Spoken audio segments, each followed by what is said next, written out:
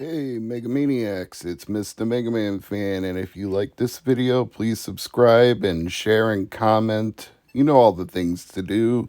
We're back looking at Action 53 Volume 4, which is available for free at action53.itch.io/VOL4. And today I've picked a selection of 3 different games on this free downloadable collection, starting with Super Tilt Bro, which it only takes a few seconds to figure out is an adaptation of Super Smash Bros. For the NES platform. Now, it's a technical wonder, as are most of the things on Action 53 Volume 4, including the fact that this even works on actual NES hardware. Although you need something like an EverDrive N8 Pro to do it, the fact is, it works on authentic hardware. This NES compilation can be played without using an emulator, and this is one of the showcase items on this collection.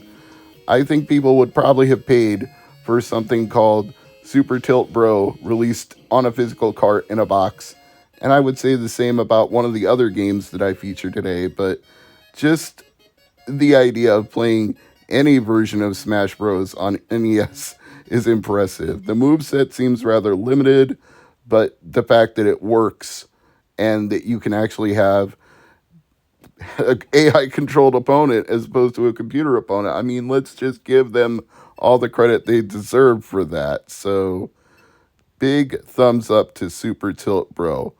I'm going to find the actual author here. Sylvian, or maybe it's Sylvan Gadarat. They've done quite a few things. Cute Invaders, Make Them Survive, Studio Castle, Passage, Smell World. You Are a Mouse in a Maze. It Smells Like Cheese. That one you could play in a browser, so I think I'll have to check that out. Sylvan, you're obviously an excellent coder, programmer, and game designer, so my hat's off to you. Now, this may look less impressive, but Split Second was immediately nostalgic for me because I had one of these as a kid. It was a handheld LED electronic game, and it's a pretty simple concept. You're given a dot on the screen and a series of dashes to move the dot around to get it into the goal at the end. And it's called Split Second because the faster you can do it, that's your high score. It's like the original speed running if you want to make it to be that, but most people probably wouldn't consider that. I will, though, because, man, my fingers got really fast at this as a kid. I would zip through these mazes just hammering on the keypad on it. I guess it kind of prepared me for using a D-pad on NES controllers later in life. I already had the idea down of moving up, down, left, right from games like this and Mattel's electronic football and similar handheld devices. They kind of paved the way for the D-pads that would come later in life. So if you grew up with Split Second, this is a fantastic rendition of it for the NES.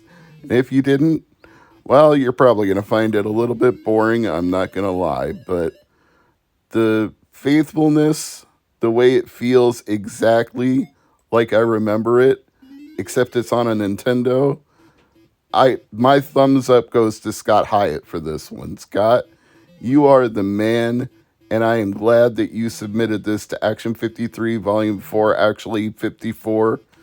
That is a tremendous job that you have done. He even has on his public GitHub page, "This is my first ever NES game ported from a 1980 handheld." Well, for your first ever, Scott, you nailed it.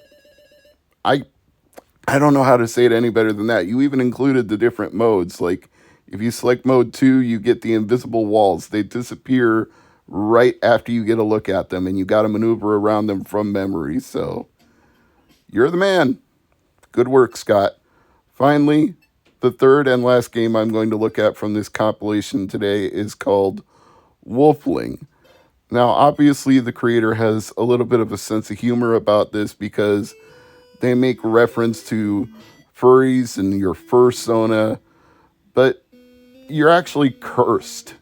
You turn into a wolf whenever your character interacts with moonlight, and sometimes you don't have a choice about it. You want to stay in human form, you hit the moonlight, and you're forced to change. And your play style changes from human to wolf. Like when you're a wolf, you can do a rolling attack to wipe out enemies and break through barriers, and you can run through certain areas that the human can't run through. So it's got a very Castlevania feel, and actually, I'd even go so far as to call it a Metroidvania. And this is the most impressive of all three games that I featured today. I know I said some nice things about the previous two, but this one goes above and beyond that. There's a genuine sense of challenge to the platforming. Some of the ways that you traverse the level, you have to just think through instead of blindly jumping, as you'll see from my mistakes here in this section. I kept hitting the staircase and having to go back and do it again until I realized I could drop down below the staircase and then jump up. So this game challenges you and forces you to reckon with it on its terms. Also, the musical score is quite nice in this game. I'm surprised at how good it is for a homebrew game that is not physically released in some form. I mean, wow. The graphic design, the background music, the interaction with the world, it absorbs you right away, and you very much become part of it and want to play it. And that's what a good Castlevania or Metroid game is, which is how that term Metroidvania came to be. You want to explore. You want to find the items. You want to unlock new areas that you couldn't previously before, with or without the items that you've collected. You want to solve the mysteries. You want to make further progress. Can the Wolfling beat this curse? Who can say? But wow, what a project. Let me read you a little bit of the description from the Action 53 page. Ling awakens in Baron Baranov's dungeon. The Baron fears all creatures of the night, and Ling knows that her dark heritage is the reason for her imprisonment. Can she escape from the dungeon? Can she break her curse? Well, you're going to have to play the game to find out, which, since it's free, I see absolutely no reason for you not to do. The creator is named Lazy Cow. You could see their logo at the very beginning of the game. And their website is pretty barren. There's like a contact link, a Twitter link, and the Twitter links to Flurry Cow, which reads indie game designer, pixel art Padawan, 100 following, 1,090 followers. And it's clear Wolfling is inspired by games like Castlevania, because the pinned tweet at the top of Flurry Cow's profile is, "What a horrible night to have a curse." So if you had any doubts, that's where this game is coming from, and I applaud them for it. I couldn't figure out how to get past the monster in that area. I couldn't seem to do a double jump or anything to get over it, but again, that makes me want to find the double jump ability, or maybe find a way to not be transformed in the moonlight so the human can jump over it. Maybe there's an amulet that you can collect that allows you to control the moonlight. Who knows? But the fact that I want to know is great. How is this not a physically released game in a box with a manual? I mean, limited run games, I don't normally say go out of your way to get something from limited run games, or limited run games go out of your way to license something, but maybe get on this one, because even if I have to wait 6 months for a boxed edition of Wolfling, I think I'd buy that. And Lazy Cow, if you're listening, that's a big shout out to you as well. I think I would definitely buy a boxed edition.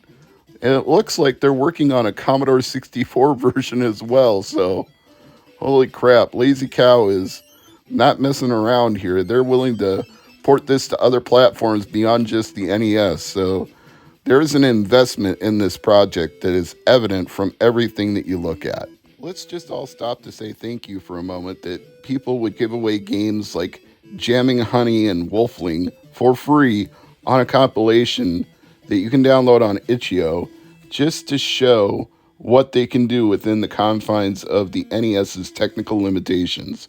And of course, those limitations were vastly exceeded using mappers and enhancement chips throughout the late 80s and early 90s.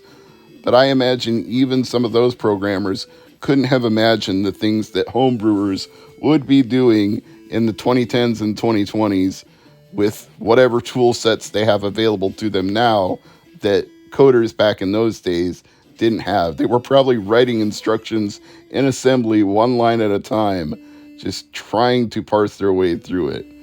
Now, there's a few channels out there that actually go into depth on some of those things, like Coding Secrets, when he talks about how the edge of the screen sometimes has graphical glitches when you're doing scrolling in multiple directions, like in Super Mario Bros. 3.